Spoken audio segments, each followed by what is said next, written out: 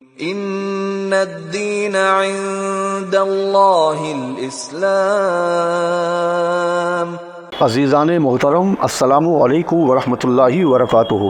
آج ہم مولانا محمد فاروق خان رحمۃ اللہ علیہ کے درس قرآن کے نمایاں گوشوں میں سورۃ البقرہ کا آغاز کر رہے ہیں اور آیت نمبر 1 سے آیت نمبر 5 تک ان آیات سے متعلق گفتگو کریں گے انشاءاللہ۔ قرآن مجید کی کل صورتوں کی تعداد ہم جانتے ہیں 114 ہے۔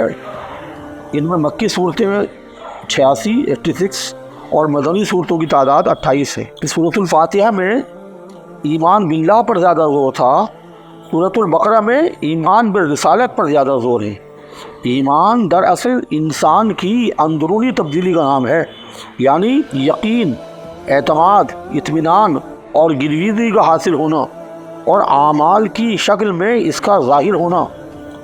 ایمان میں تبدیلی کا عمل اندرون ذات سے شروع ہوتا ہے اور اعمال ظاہری سے اس کی تکمیل ہوتی ہے، جبکہ لفظ اسلام میں تبدیلی ظاہر سے شروع ہوتی ہے اور اندرون میں اس کی تکمیل ہوتی ہے، جیسا کہ فرما دیا گیا ہے۔ دیہاتی اعراب بدوؤں نے کہا ہم ایمان لائے، آپ کہہ دیجئے تم ایمان نہیں لائے، بلکہ یوں کہو کہ ہم مسلم ہو گئے، ہم اسلام لائے، ہم نے اطاعت کی، اور ایمان تو ابھی تمہارے دلوں میں داخل ہی نہیں ہوا۔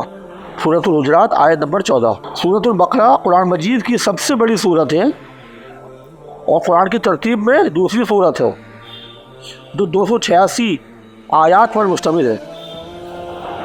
سورۃ البقرہ کا آغاز الف لام میم سے ہوتا ہے۔ یہ حروف مقطعات ہیں، ایک مخفف ایبریویشن انداز بیان ہے۔ قرآن سے قبل بھی عربی زبان میں دنیا کی دوسری مختلف زبانوں میں بھی حروف مقطعات ایبریویشنز کے استعمال کا چلن ملتا ہے۔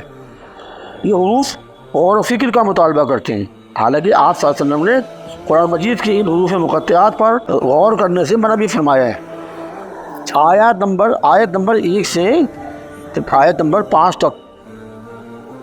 الف لام پہلی آیت، الف لام میم 3 حروف ہیں۔ اس صورت کے اسرار و رموز کا اندازہ کیا جا سکتا ہے۔ الف میں اشارہ ہے الوہیت کی طرف، یعنی توحید، عظمت الہی اور اللہ کی اسکیم، اس کے منصوبے کا ذکر ہے، اور لام اشارہ ہے بنی اسرائیل کی تذکرے کی طرف، اور میم کا اشارہ ہے رسالت محمدی صلی اللہ علیہ وسلم کی روشنی کی طرف۔ نمبر 2، ذالک الکتاب لا ریب فیہ، وہ کتاب موعود جس کا وعدہ کیا گیا تھا، جس کی بشارت دی گئی تھی، دنیا جس کی منتظر تھی، وہ کتاب یہی ہے اور اس میں قطعاً کسی شک یا شبہ کی گنجائش ہی نہیں۔ بالکل فطری انداز میں کلام الہی قرآن مجید کا تعارف کرایا جا رہا ہے۔ ھذا، یہ کتاب، دس بک، یہ نہیں کہا گیا، ذالک الکتاب کہہ کر اس کتاب کی اہمیت اور اس کی پہلے سے بشارت کو مزید واضح طور پر بیان فرما دیا گیا۔ ساتھ ہی پورے یقین کے ساتھ اس کتاب کو کلام الہی تسلیم کرنے کا واضح اعلان بھی کر دیا گیا اور اس کے نازل کرنے کا مقصد بھی بتا دیا گیا۔ ھدی للمتقین، سراسر مستقل رہنمائی ہے، ہدایت ہے، گائیڈنس ہے، انسانوں کو تقوی شعار، پاکیزہ، صاف ستھری اور شعور اور خود آگاہی کے لیے یہ گائیڈنس ہے۔ انسانوں کو اللہ کی طرف رہنمائی کی ضرورت ہے، اس لیے کہ وہ کسی خسارے میں نہ پڑ جائیں، کسی ہلاکت کا شکار نہ ہو جائیں۔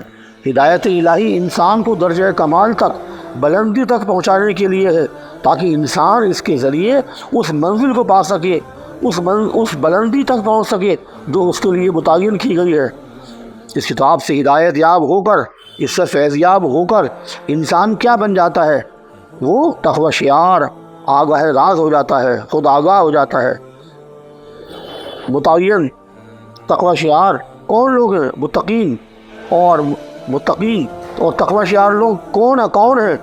ان کے بارے میں فرمایا الذین یؤمنون بالغیب ویقیمون الصلاۃ ومما رزقناہم ينفقون، آیت نمبر 3، جن میں یہ 3 بنیادی صفات ہیں۔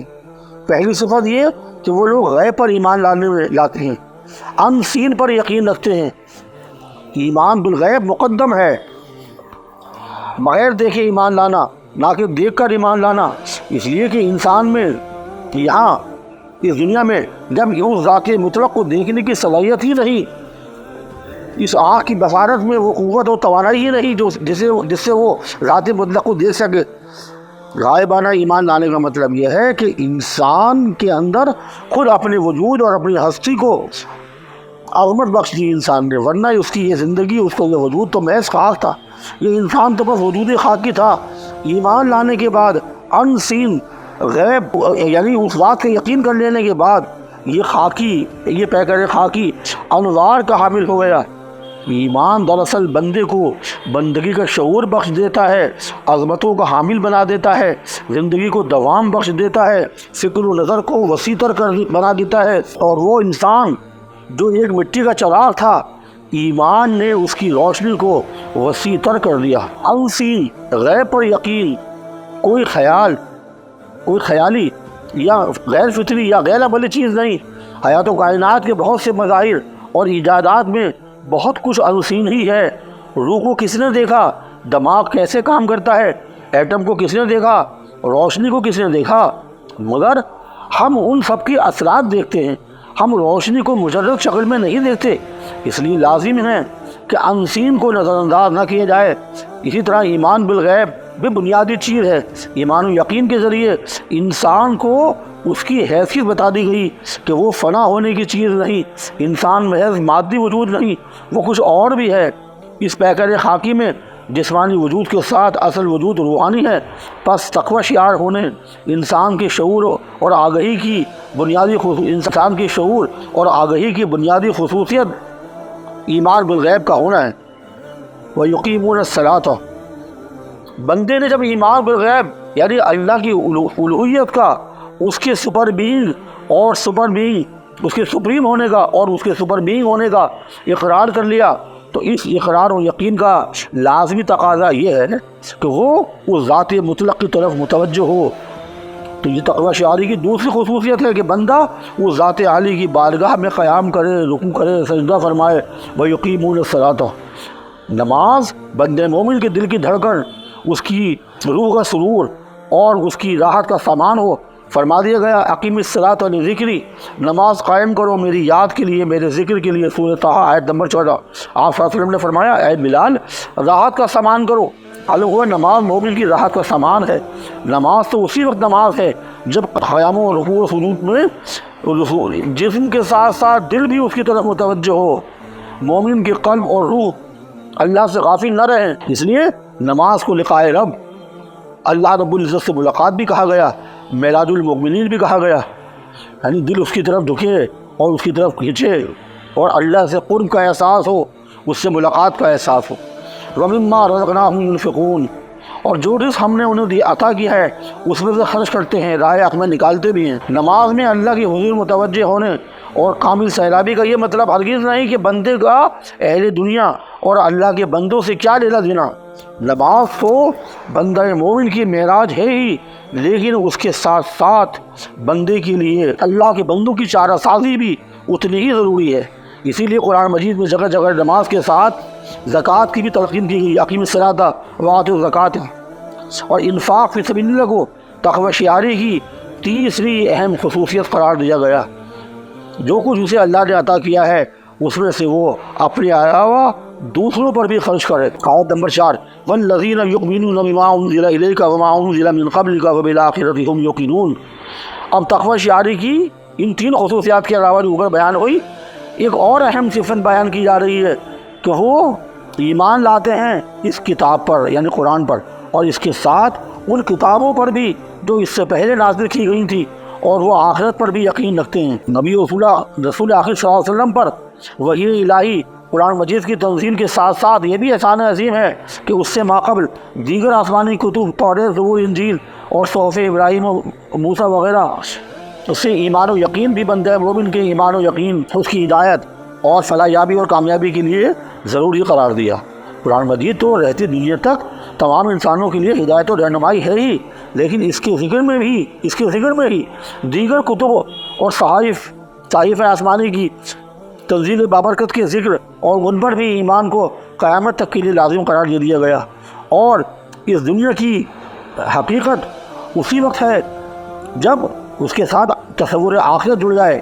اس لیے آخرت کا تصور، مرنے کے بعد دوبارہ اٹھنا اور ابدی زندگی کا اور ایک روز آخرت کا، روز محشر کا برپا ہونا، اور اس میں لوگوں کے اعمال کی جزا و سزا کا فیصلہ ہونا یوم آخرت، اس پر بھی یقین جو ہے وہ گویا ایمان کا ہی حصہ ہے اور تقوی کی بنیادی شرائط میں بھی ہے۔ آیت نمبر 5، اولئک علی ھدی من ربہم واولئک ھم المفلحون۔ تقوی شعاری کی ان تمام خصوصیات سے متصف لوگ ہی دراصل وہ لوگ ہیں جن کے بارے میں یہ کہا جا رہا ہے، اولئک علی ھدی من ربہم واولئک ھم المفلحون۔ اپنے رب کی طرف سے وہی ہدایت یاب ہیں اور وہی کامیاب ہیں، وہی فلاح پانے والے ہیں، وہی بامراد ہیں جنہوں نے تقوی شعاری کی ان صفات کو اپنے اندر پیدا کر لیا۔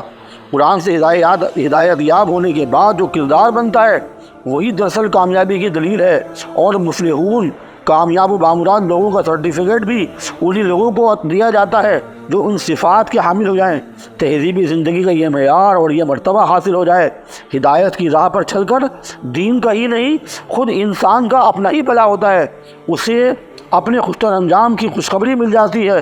مفلحون کامیاب و بامراد لوگوں کی سند سرٹیفکیٹ حاصل ہو جاتا ہے۔ وما علینا الا البلاغ۔ السلام علیکم ورحمۃ اللہ وبرکاتہ۔